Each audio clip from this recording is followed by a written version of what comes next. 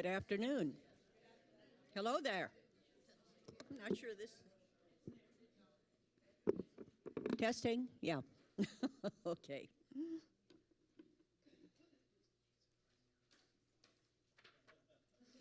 Just to let you know, if this was 100 years ago, we would be up here with these signs waving, and we would be shouting something like, in the event of a fire alarm, please remain in the auditorium and stay seated. Should there be a need to evacuate, a Springmore staff member will direct you on how to leave in an orderly fashion. And please remember not to use elevators and to go to a red pole once outside. Thank you. And in addition, we'd like to introduce some of our newer folks to you. First of all, George Parker. And his wife is at a luncheon that started in Durham at 1 and promised that when she got back here, she would join George and the rest of us. So welcome. And also Chuck and Jane Killian. Chuck and Jane? Again, another warm welcome. And now, before we get into the political situations and so forth, Brandon Hare, Executive Director.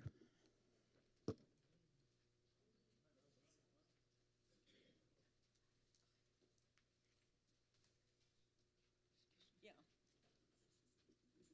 Barbara just came in. Give her a warm welcome. Okay, Brandon.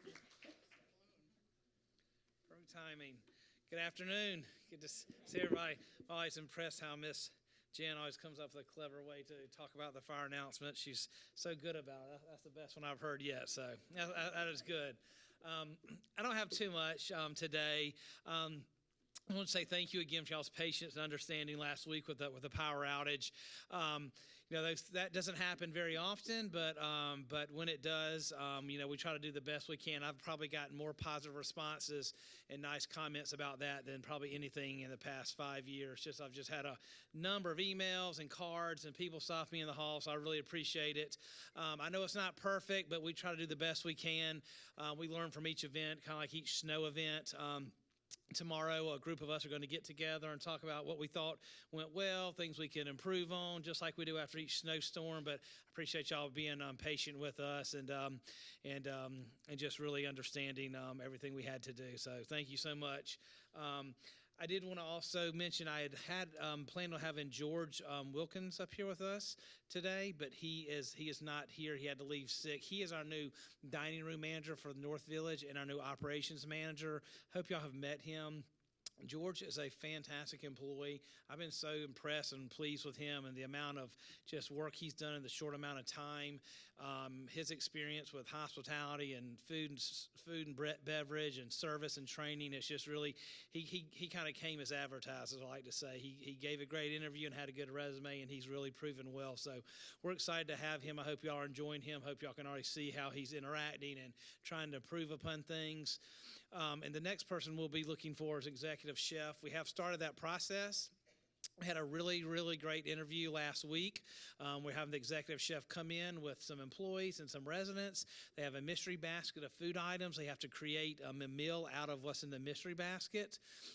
It was really neat. We had salmon with some kind of pepper crust on top, green beans and some blueberry glaze, and some quinoa with some vegetables in there. So he was a very great candidate. We want to see, we don't want to just go with the first person, see who else we have out there. So we're doing our homework, but really trying to not only do just a regular interview, but also have them cook for us as well. So we want to make sure that somebody that interacts and works well with George and Jennifer. So the other updates are just the usual, the kitchen and the health center. Health centers, that's all in motion. It's just kind of behind the scenes stuff now, just ongoing with submitting plans, and everything's in motion with that.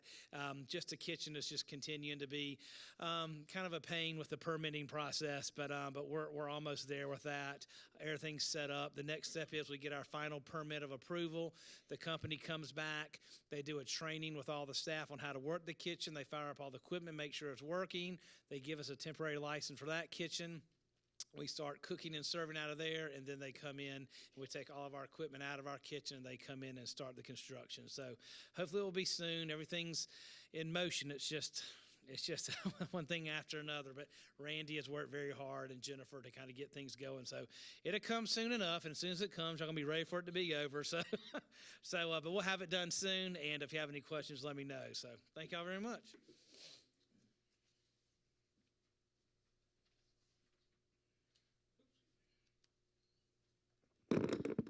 Okay, thank you, Brandon. And just a friendly reminder that next month our program is going to be sort of question and answers with the administration.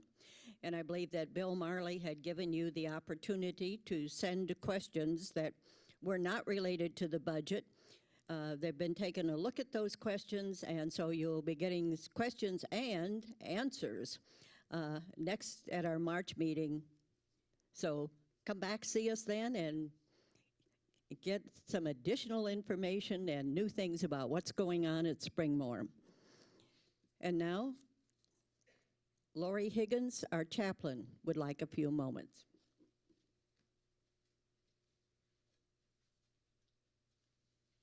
Good afternoon. It's wonderful to be with you all, and thank you again for the warm welcome, and please keep saying your names to me. I'm still learning. Just a couple of announcements from Juliana and myself. On Ash Wednesday begins the end of this month on February 26th, and this year we will be adding an Ash Wednesday service at 11 a.m. In addition, we'll be having ashes imposed in the chapel from noon until 4, so you all are welcome to that. And during Lent, we're going to be having a Lenten Bible study entitled Why Easter Matters. Why Easter Matters, and we're going to look at those characters in Scripture that help us learn to trust God throughout the month of March. And that will be on Tuesday afternoons from 3 to 4. And continue to join us at Vespers on Sunday evenings. Thank you.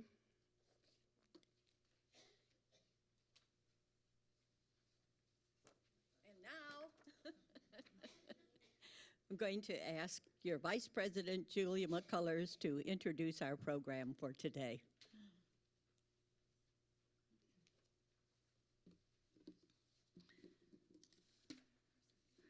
Good afternoon, Springmore residents, staff, and guests.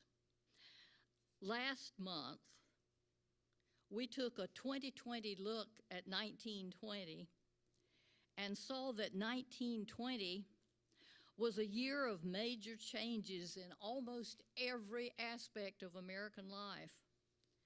1920 was an election year, and certainly no one who is still breathing is unaware that 2020 is also an election year.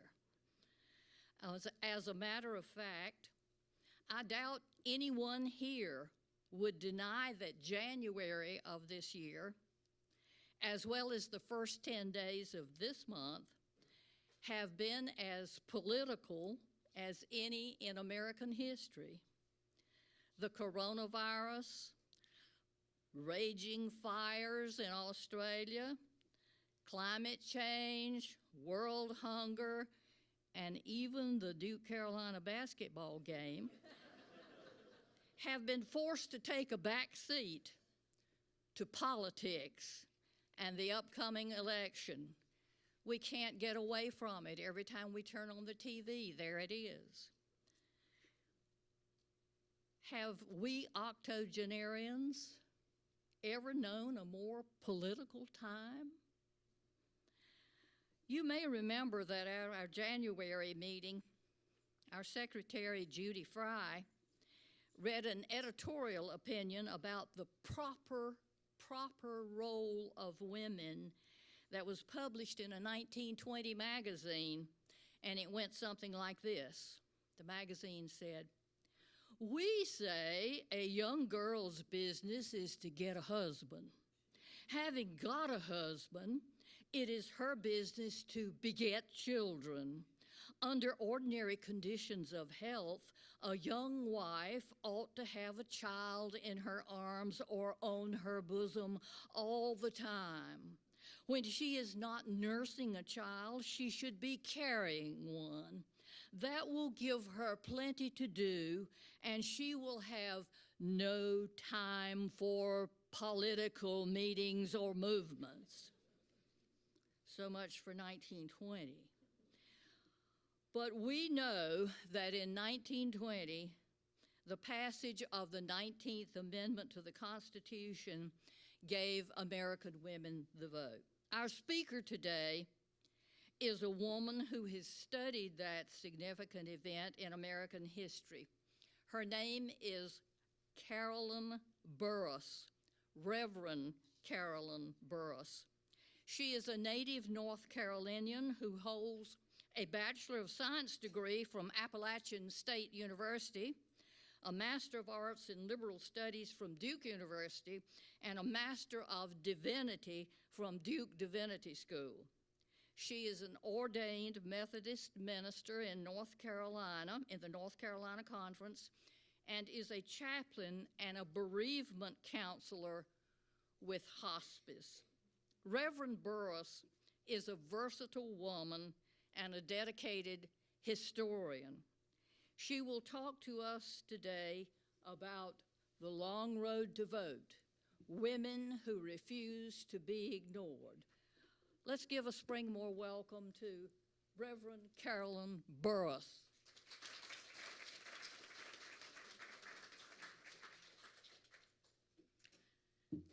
Thank you all. I wish I had thought to bring a prop like this. This is wonderful. Thank you.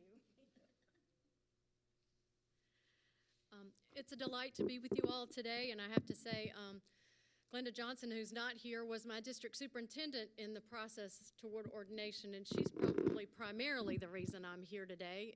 And so, hello, Glenda. I know you're watching out there. Sorry you couldn't be with us. First of all, I want to look at the title. It says The Long Road to Vote.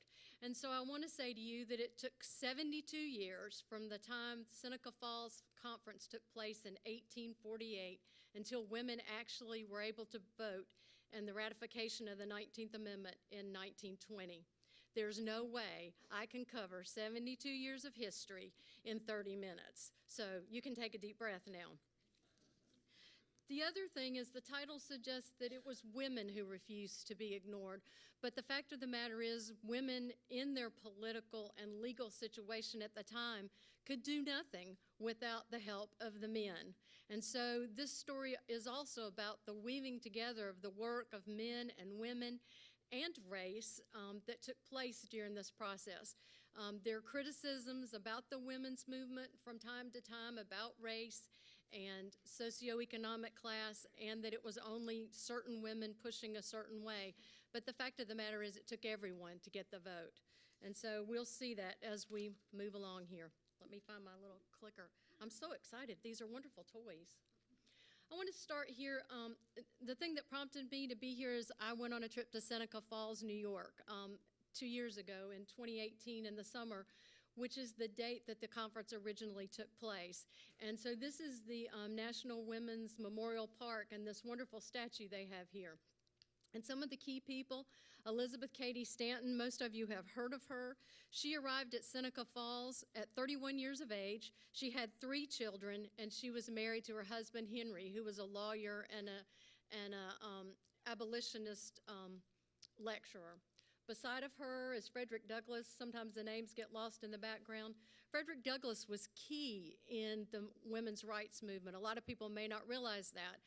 And a big part of that is a lot of these women were already involved in the abolition movement, and one seemed to flow nicely into the other. And he was very instrumental in the beginning in helping the movement get going. Martha Coffin Wright here, this lady, is the sister of Lucretia Mott. Most people have heard of Lucretia Mott, and we'll talk more about her a little later. And then behind her here, you see the gentleman in the top hat and the lady. That's Thomas and Mary Ann McClintock. All these people were close to Seneca Falls prior to the conference. The next slide here are some people that we really aren't sure who they are that they put it here, and that's to remind us that there are a lot of people in movements who do things at the right place at the right time that we never know their names and we don't know their contributions, but they're just as important as the people that we do remember. So this here, Jane and Richard Hunt, this gentleman and his wife, they also lived in the community and they were instrumental. Their home was where the first tea was held that they had the conversation about the Seneca Falls Conference. And then here is James and Lucretia Mott. For those of you not familiar with Lucretia Mott, she was a Quaker preacher. And anybody here Quaker? Anybody know any Quakers? Okay. Quakers, by tradition, are egalitarian. They believe that all people, men and women, are called to take responsibility for their faith and serve in whatever ways are necessary.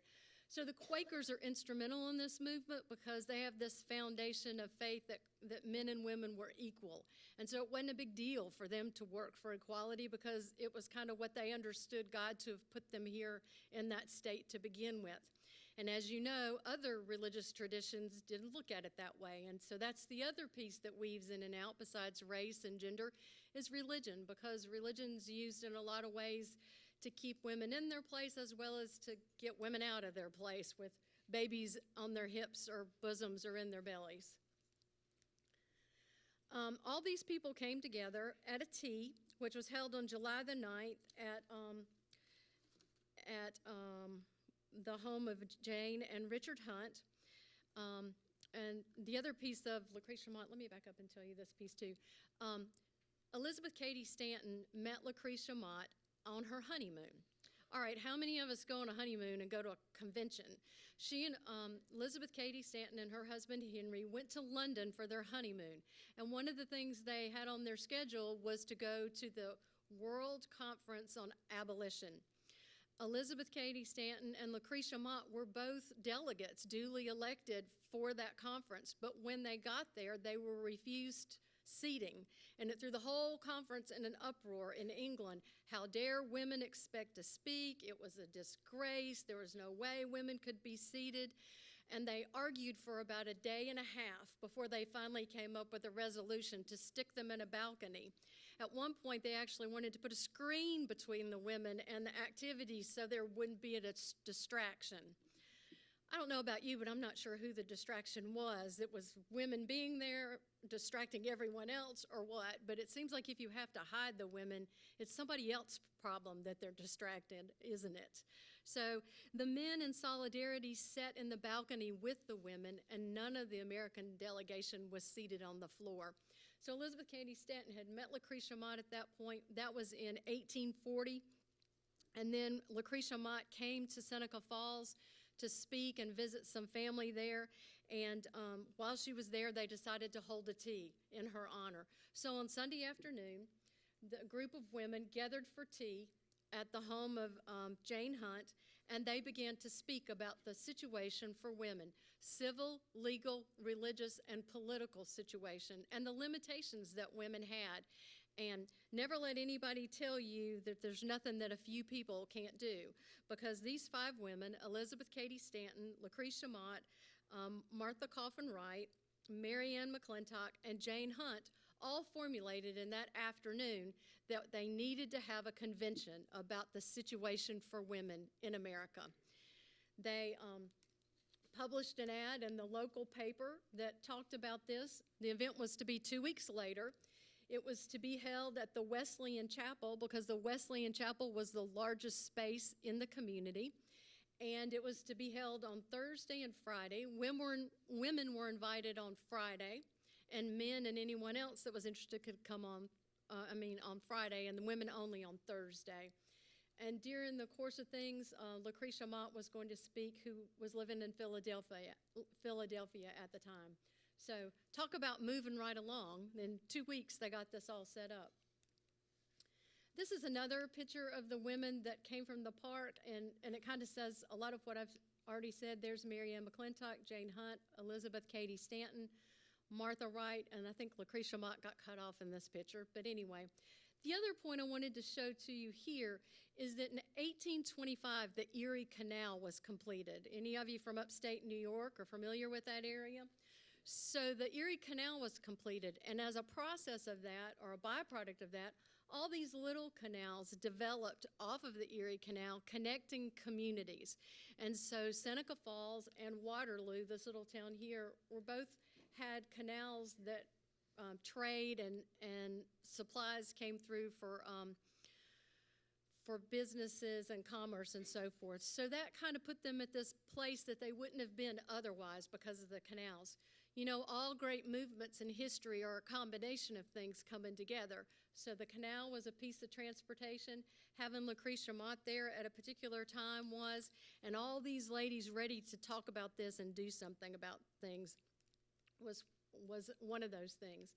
The other thing is, if you're familiar with this area, you know that this is, and I'm not going to stumble over this name, but this is Native American territory, and the 5 nations of the Iroquois nations live in this area.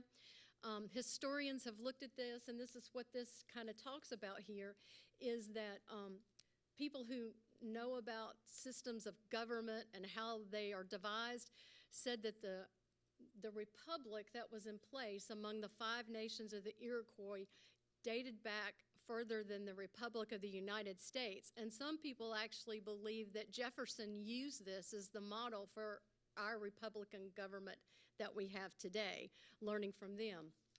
The other piece of it is here, Matilda Gage, this lady down here, she did a lot of work with what the women were doing, and they found that women had authority in these communities. They had equal authority. They could own property.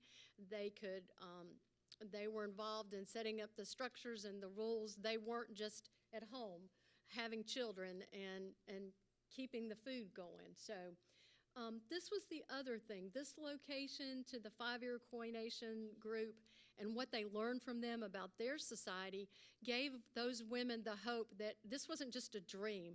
This was a society that had lasted for centuries and was successful. It wasn't just a silly group of women's dream that women could have equal rights. They had an example that it really worked in real life. And this is blurry. You don't need to adjust your glasses, and I apologize for that. But this lady, Ann Fletcher, talks about at the First International Council of Women in 1888, she said, "As I have tried to explain our statutes to Indian women, I have met with but one response. They have said, as an Indian woman, I was free. I owned my home, my person, the work of my own hands, and my children could never forget me. I was better as an Indian woman than under any white law. Native men have said, your laws show how little your men care for their women." And think about it. If you don't think your wife can do the business of the household, that your mother's not bright enough to do anything, or that your daughters need to be married off immediately, you live in this protective cocoon, how could women ever begin to grow and flourish if they're in that kind of world of protection like they were in at that time? This is a plaque that is on the side of the building, the Wesleyan Chapel, and again, it's a little hard to read, but the neatest thing about it here is it said it was the first ever in the world convention on women's rights. I'm not sure if that's exactly right or not, but this is the Wesleyan Chapel. The National Park is set up between the chapel. There's this nice green mall area here, and then there's a visitor center on the other side. The Wesleyan Chapel was destroyed, and then the dark spaces here are the original brick, and then this is restoration. At one point, it was even a laundromat. And this is the interior, and you can see there would have been balconies in this area in the original wall, so this space held 200 to 300 people where the convention was held that day. And there are lots of accounts of women who got in a buggy and their husband rode them from an hour or so away so that they could attend the convention that day by 10 o'clock. Because women wrote in their diaries back then. You know, everybody wrote down where they were going and what they were doing. I don't know how anybody had time to do all that back then, as busy as we are today, how our lives could document everything we did, unless you're Methodist. And John Wesley wrote down everything he did. But the convention would have taken place in this space and up in this area.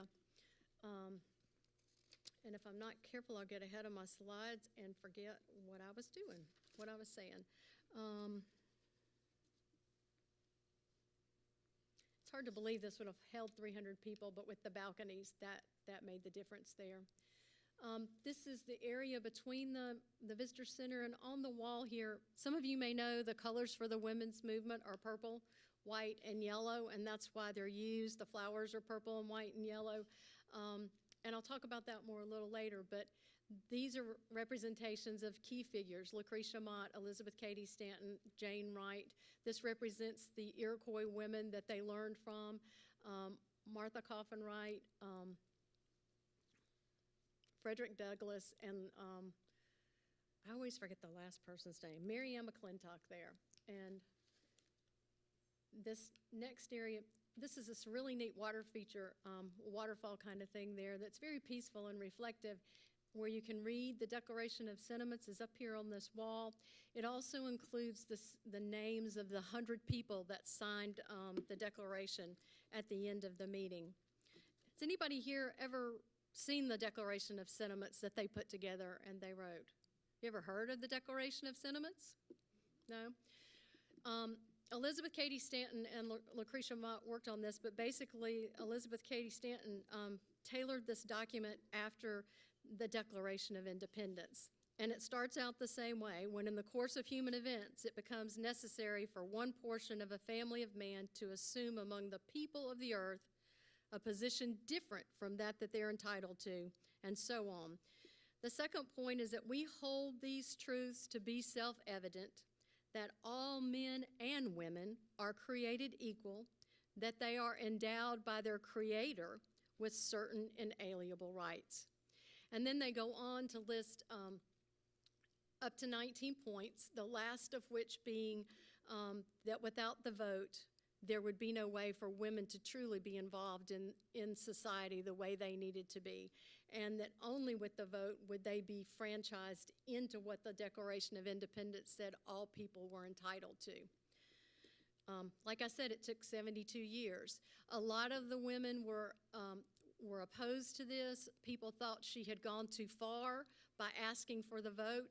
It was one thing to want legal rights or to own property or to keep your children whenever you were separated and divorced, but to ask to vote, they felt like had gone too far. And a lot of people considered it silly and ridiculous whenever they reviewed this in the papers as well. But she was a firm believer that without the vote, women could never protect themselves and stand up for their own beliefs. And as Julia was saying earlier, the first election didn't really prove that. It wasn't even clear all women voted. And today, we're not really sure how many percentage-wise women actually do vote. I used to work with a lady whose mother came over from Scotland, and her mother and her grandmother never missed the opportunity to vote because they understood what was involved in it. And I'm afraid today that young people my age and younger have no idea how long this took and what was involved in it. And I'll stop for a moment, too. At the time of Elizabeth Cady Stanton, women were not able to have any legal property. They weren't able to keep their wages. If they divorced, they couldn't keep their children. If they divorced, they were only allowed to wear the clothes on their back out, and everything else belonged to their husband. If they worked or gained any wages, they turned those over to their husband. If their father left them any property, it became their husband's property. Women literally had no opportunity for any rights beyond being a spouse or a daughter. So it's hard to consider a world like that. And this is Elizabeth Cady Stanton in her later years. And I don't know what folks know about Elizabeth Cady Stanton, but her father was a lawyer, and she had several sisters. Her older brother died, and her father was heartbroken that he no longer had a son. And so she crawled up in his lap as a little girl to console her father, and she said to him something to the effect, "I'll do whatever I can to fill in for my brother." And he put his arms around her and he said, "Oh, but if you were a son." So in essence, she spent the rest of her life trying to make up for the fact that she wasn't a son by trying to change the laws and make a difference in a way maybe her brother would have, and to right those indifferences that she had seen and experienced. One story goes that she overheard a lady who came to see her father about a marriage. I think she was going to get divorced, and her husband was going to divorce her, and her husband was going to turn her out. She would have nothing and not have her children. And Elizabeth was so upset, she told the lady not to worry, she would take care of it. And so she took the scissors and got her father's law books out and cut out those sections of the law that said that these things would happen, and to make the law fairer. She did spend the rest of her life trying to cut out those things that she felt were not fair to women and made society unfair. The other thing she did, I don't know if you've heard of the Women's Bible. Elizabeth Cady Stanton was Episcopalian, and she wrote what's called the Women's Bible, and she essentially did the same thing there.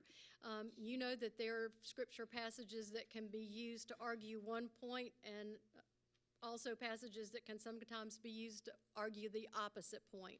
It's that way in gender. It was that way with slavery. And so she wrote a version of the Bible that took out those questionable parts and highlighted those parts that revered women and showed them in the full dignity that she believed God created women to have. And so she literally did that her whole life, is cut out those sections and try to create new ones. She had 4 more children while she lived in Seneca Falls, so she ended up having 7 children. But she was the philosophical and theoretical background for the women's movement out of Seneca Falls.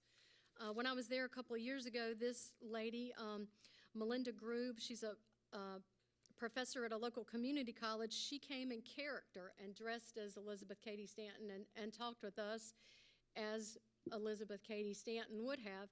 And one of the things I learned, I knew that women's clothing was restrictive, and there was an exhibit about this there also, but she told us like the full gowns here, when she was on the stage, like a stage like this, she had to have help to get off the stage because she couldn't see her feet, so she didn't know where the steps were. So again, women were required to have help even to get up and walk across the room sometimes, or out of the room and down the stairs. And some of you probably remember corsets. I've heard of them, and my grandmothers had them. But one thing I didn't realize is I knew that you could wear them really tight. They could push women's organs out of place. They were physically not good because of what they did internally to women's bodies, besides the voluptuous effect women got from wearing corsets, pushing other things out of place too. But the other thing that happened is if you wore a corset for 18 hours a day, anybody had a cast on your arm or your leg, what happens when you take that cast off? It's all swiveled up. Well, if you're in a body cast of sorts for 18 hours a day, you don't have any muscles in your abdominal area and your back.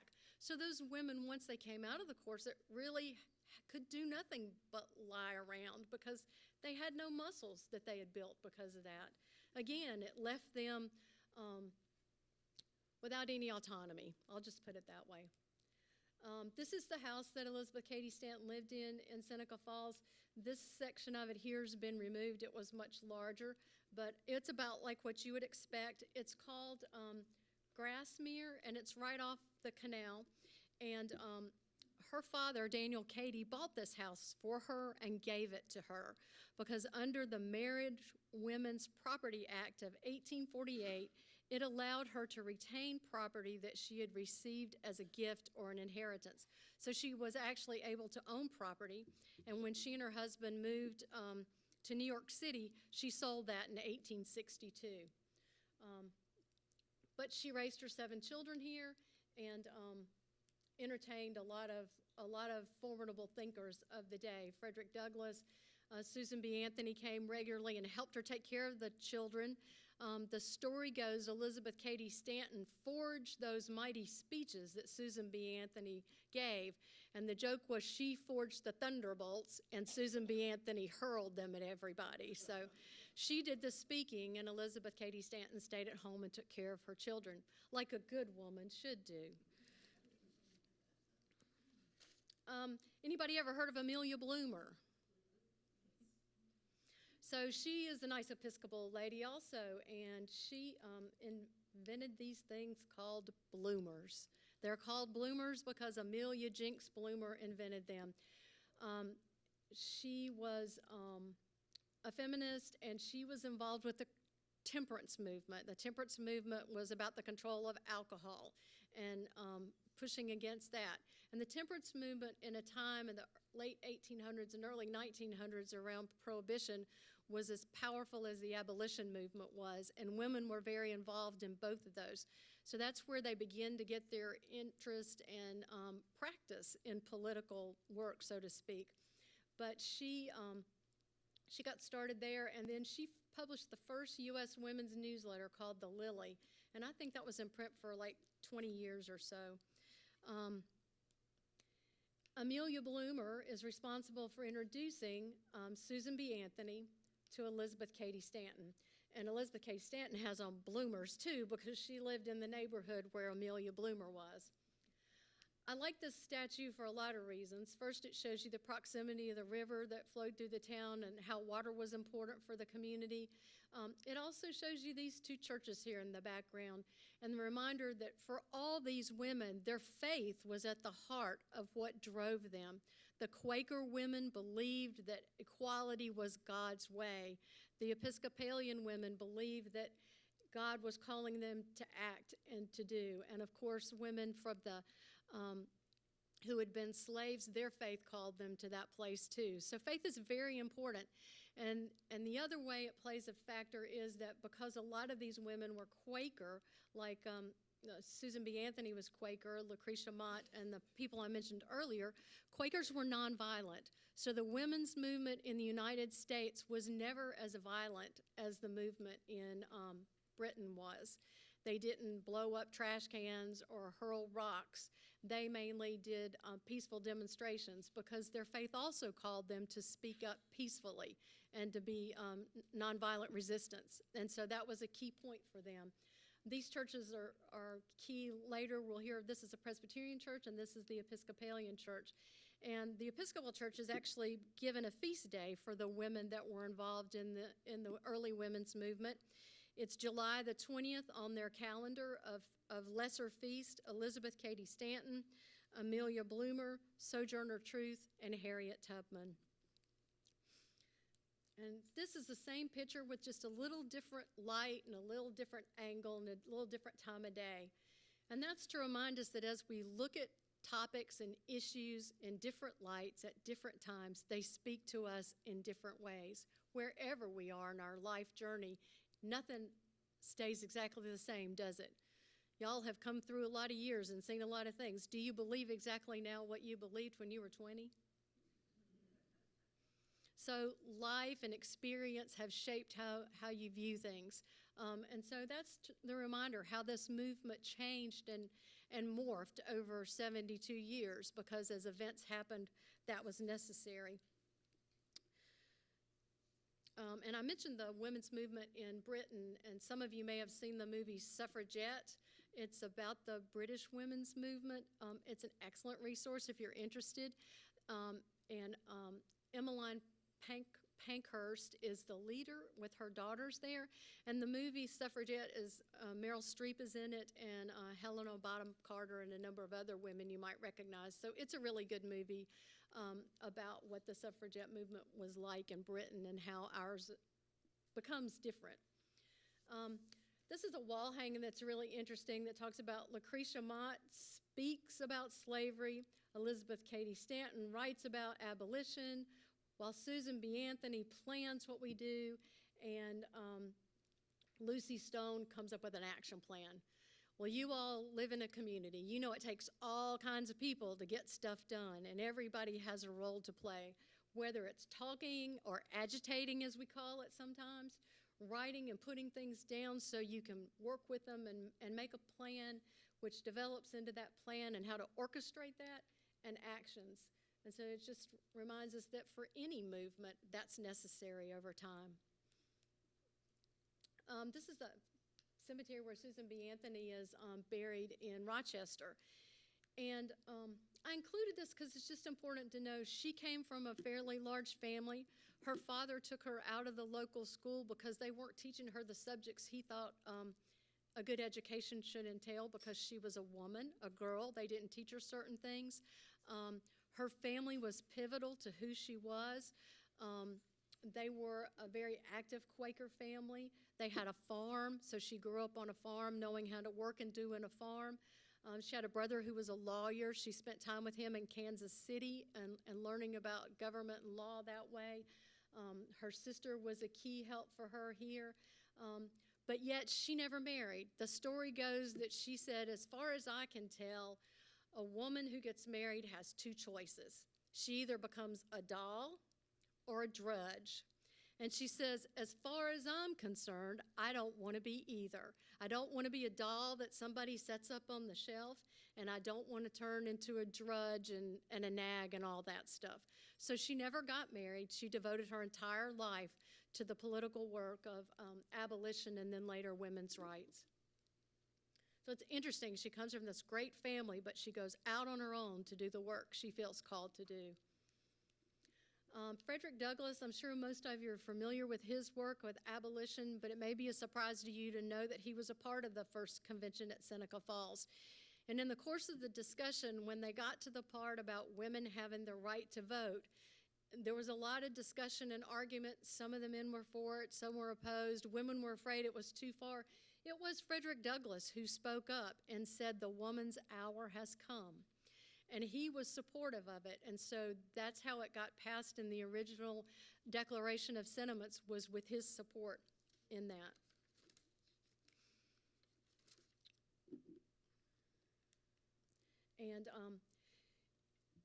And then down the road, when we get to the 13th, 14th, and 15th Amendment, he's also the one who said this is not the woman's hour.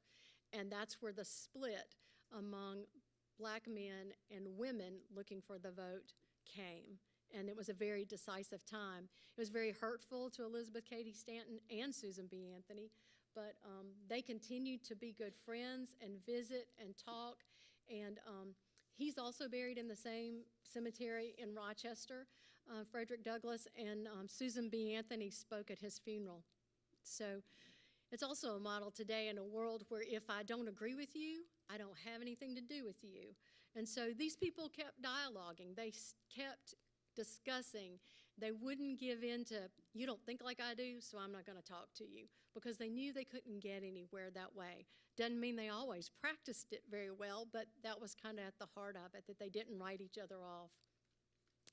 Harriet Tubman was also a part of the movement. We know her most, and if you saw the Oscars, you know there's that wonderful movie, Harriet, that's out. And that movie tells part of her life, but there's a lot more out there too. And she was also involved with women's rights as a freed slave, the importance of having the vote for women of color. And so she was a part of that as well, but it's not as well documented as some of the other ladies were early on.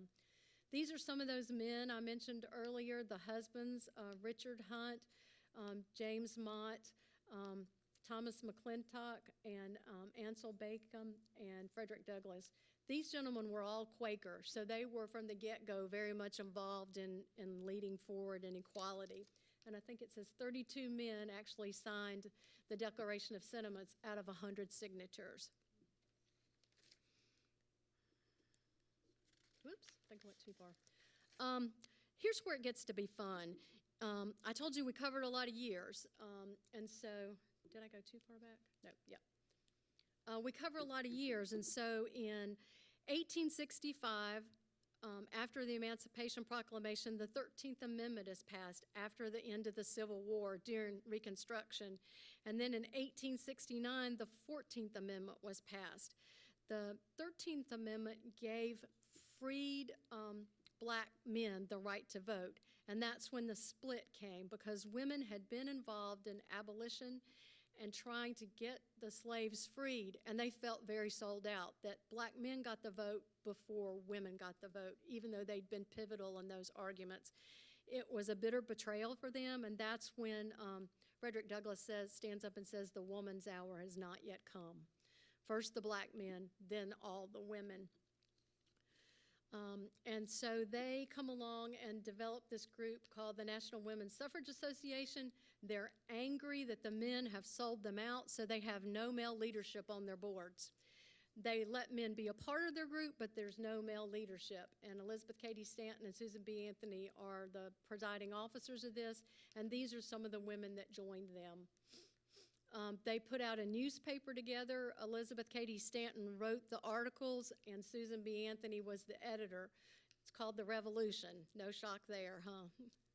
So it lasted for about 2 years, because at the same time they're doing this, there's another group that formed also later in 1869 called the American Women's Suffrage Association. And you kind of need a notepad to keep up with all these acronyms.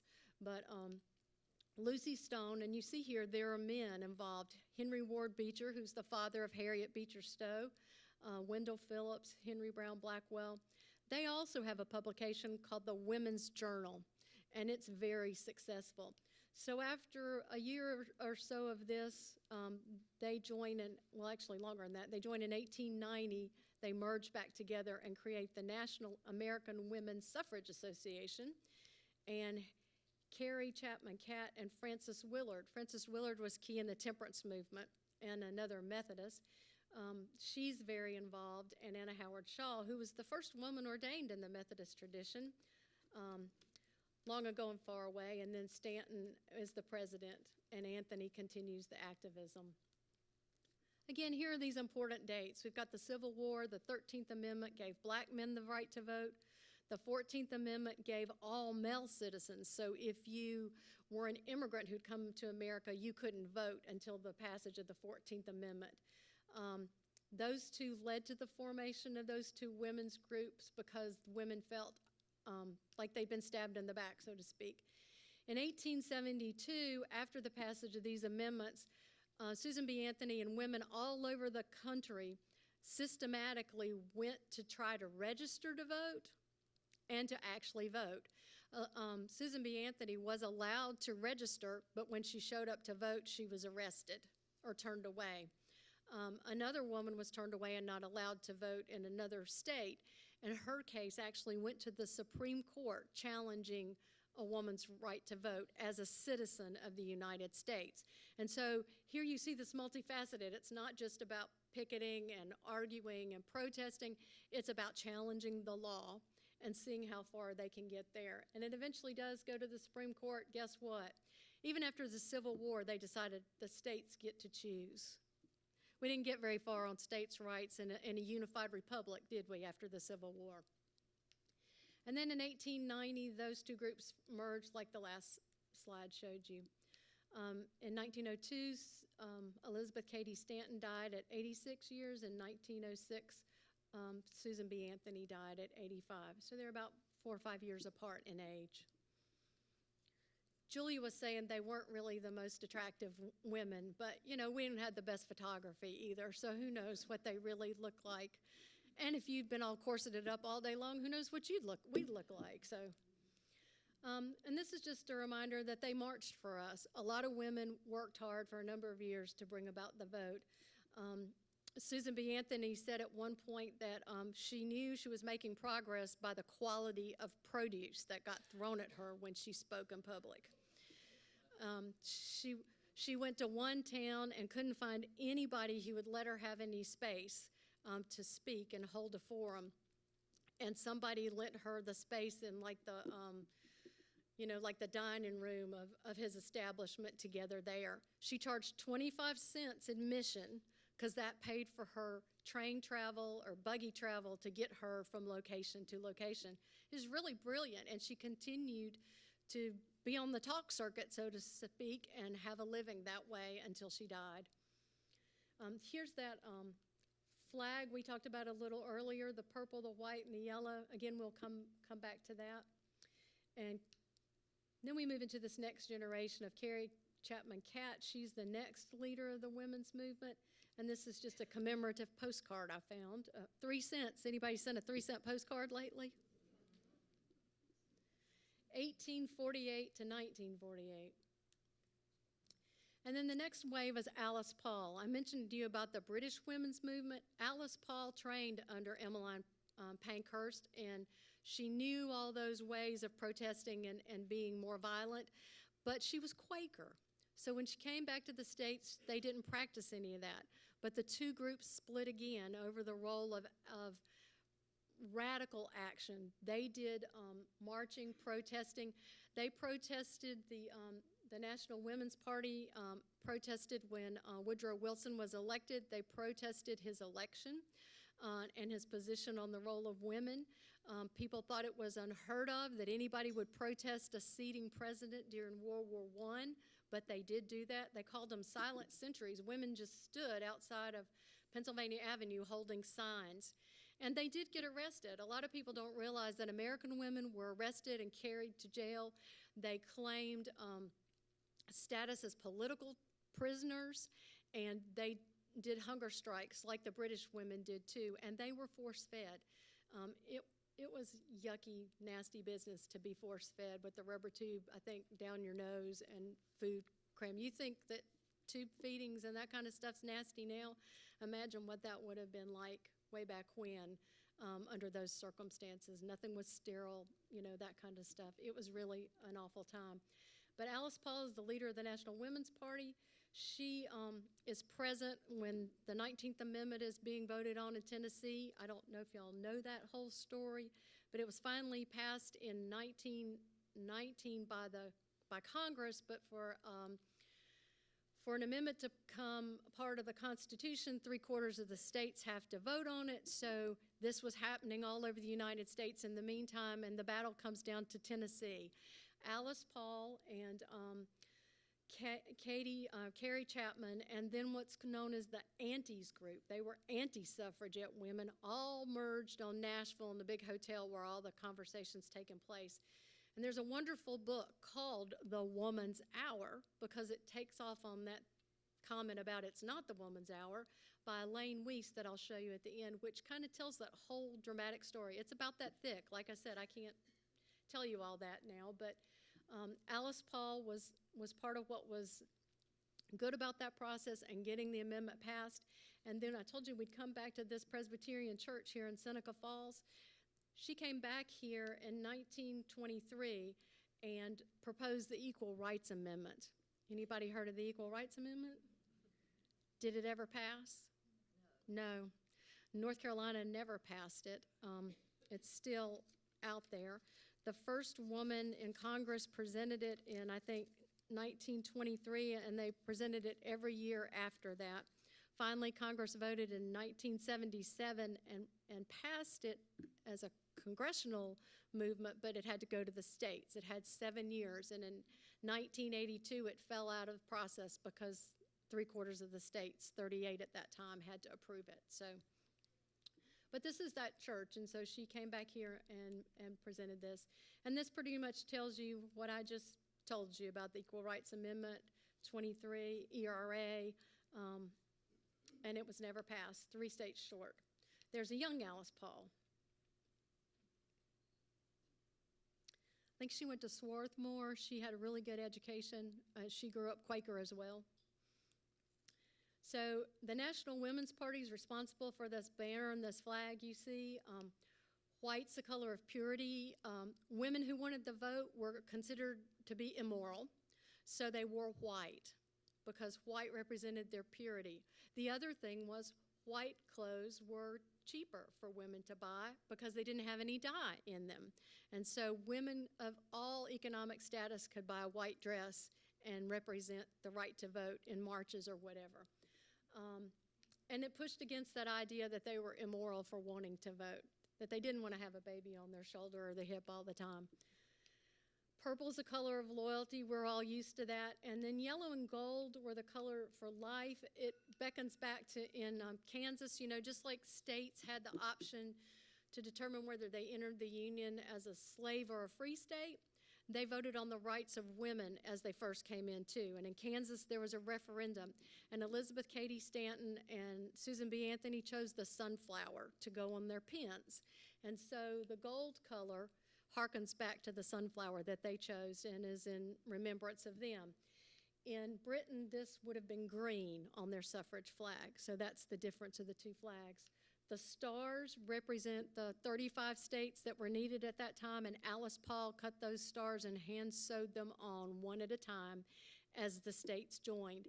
And she would furl that banner out her window in the hotel or wherever she was staying while they rallied to have the next state accept the amendment. And there's the statue. This is Carrie Chapman here. The man who did this sculpture, that's his grandmother. She was from Nashville, and so he did this in honor of his grandmother. And he talks about learning about the suffrage movement because of things on his grandmother's table. And so he did this in honor of them. This was, I think, put in place in Nashville in 2016, and there's a National Women's Equity Day that is on that August date that that Tennessee ratified the amendment. And there's just some resources for you, the ones I mentioned. There's this wonderful PBS video. If you get Amazon Prime, you can get it on the documentaries free. If you get Amazon things on your TV, The Woman's Hours, this wonderful book by Elaine Weiss, and there's Elizabeth Cady Stanton's Woman's Bible. So, thank you. You have questions? Or have I told you more than you ever wanted to know? It's a bad thing to have a historian and a preacher up here, isn't it? Any thoughts, comments? Oh, well, thank you. Thank you. Anybody remember their mothers involved in the movement for the right to vote or having talked about it? No? They sort of accepted things. Mm-hmm.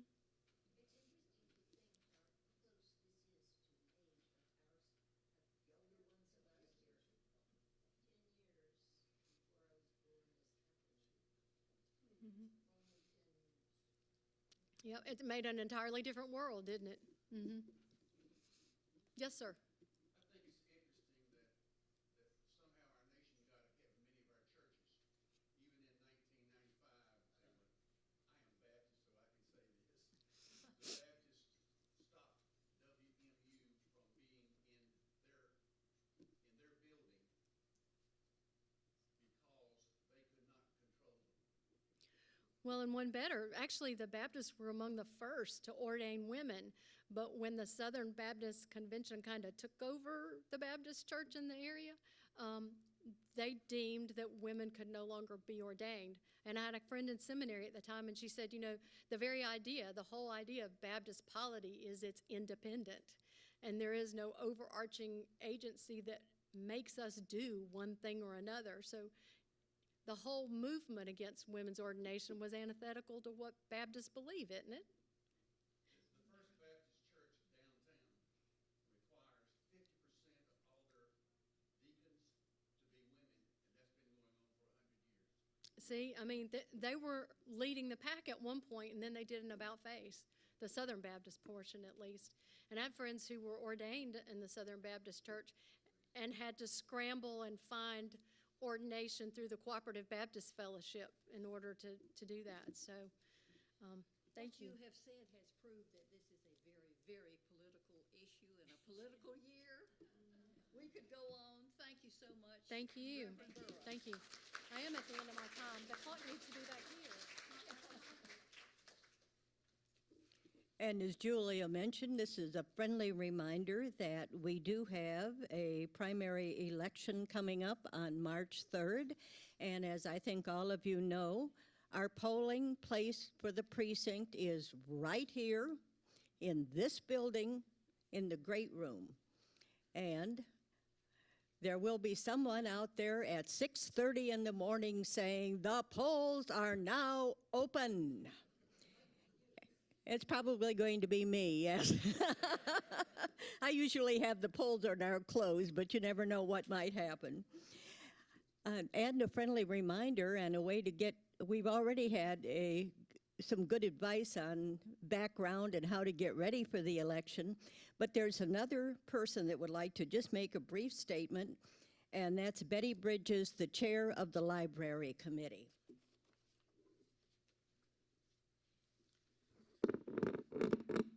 Thank you. Now that you know where you will vote, maybe you're wondering what your choices are going to be. I just want to tell you that in our library there are sample ballots for the Democratic, the Libertarian, and the Republican committee. You can take them with you. And the party, I didn't mean to say committee, but anyway, you may take them with you and decide how you're going to vote. Do your research on these candidates, and we hope that this will be helpful and encourage you to vote. In case you don't know where the library is, because some of you are fairly new, if you go out any of these doors and turn left and go down this way, like behind me, the library is just before you get to the business office, and it's right across from the elevator that's down that way. Thank you. Hey, and Betty, while you're here, well, you just walked away, I was going to give you the opportunity of pulling the winners of the door prizes. You might get your own. Okay, we're looking at 7735495.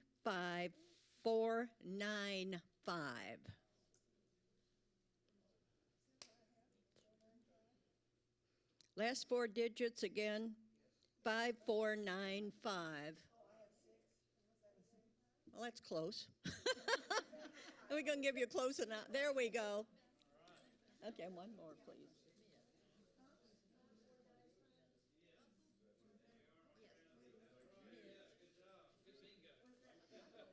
All right, and our other winner, 316869.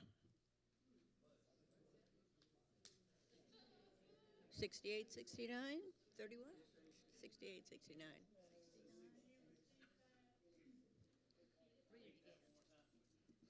Okay, it's 316869. Aha.